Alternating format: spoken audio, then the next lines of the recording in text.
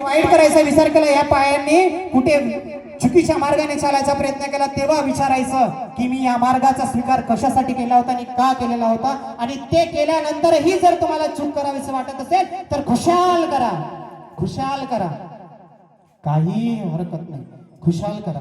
पण एक मात्र लक्षात ठेवा की सर्व चराचरी व्यापक माझा भगवंत आहे रे, कुठे शोधशी मानसा भगवंत मानवात पहारे. प्रत्येकच नभामध्ये तो वास करतो, जरी तो तिथे त्या नभापार आहे कुठे ना कुठे एक आधार आहे, जरी तो तिथे त्या नभापार आहे कुठे ना कुठे एक आधार आहे.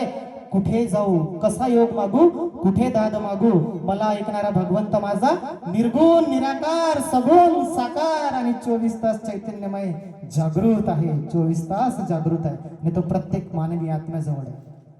बोलायला भरपूर आहे, परंतु या ठिकाणी एवढंच बोलतो.